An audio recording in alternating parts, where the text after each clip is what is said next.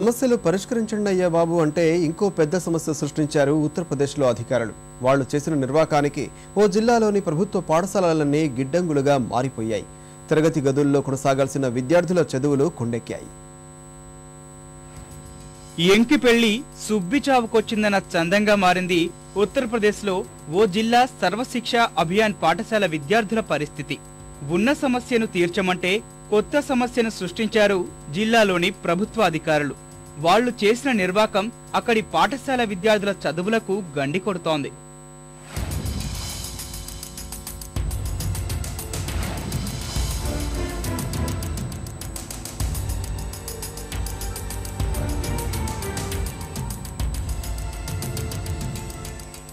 ఉత్తరప్రదేశ్లోని సోన్భద్ర జిల్లాలో రైతుల నుంచి సేకరించిన ధాన్యం నిల్వ ఇక్కడి ప్రభుత్వాధికారులకు సవాలుగా మారింది. సరిపడా గిడ్డంగులు లేకపోవటం వల్ల వర్షానికి ధాన్యం తడిసి పనికిరాకుండా పోతోంది. ఎలాగైనా సరే ఈ సమస్య నుంచి గట్టెక్కాలనుకున్న అధికారులు ఆ జిల్లాలోని సర్వశిక్ష అభియాన్ పాఠశాలను ధాన్యపు నిల్వ గిడ్డంగులుగా మార్చివేశారు.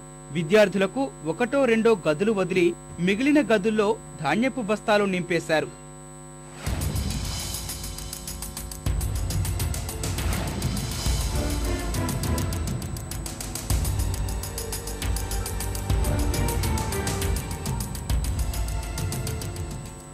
అసలే చాలీచాలని గదులు.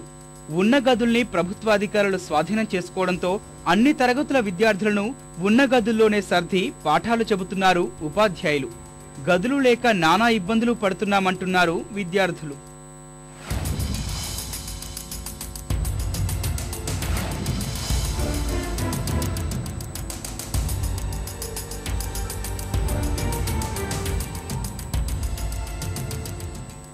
అధికారులు మాత్రం ఈ సమస్యలేవి పట్టనట్లుగానే వ్యవహరిస్తున్నారు. గిడ్డంగుల కొరత ఉన్నందువల్ల మరో మార్గం లేదని అంటున్నారు. గట్టిగా నిలదీస్తే త్వరలోనే ధాన్యాన్ని వేరే చోటికి తరలిస్తామని సర్ది చెబుతున్నారు. अधिक मात्रा में गेहूं खरीद दिए गए थे। केंद्रों पर जगह न होने पर सरकार की पॉलिसी थी कि कोई गेहूं भीगे न।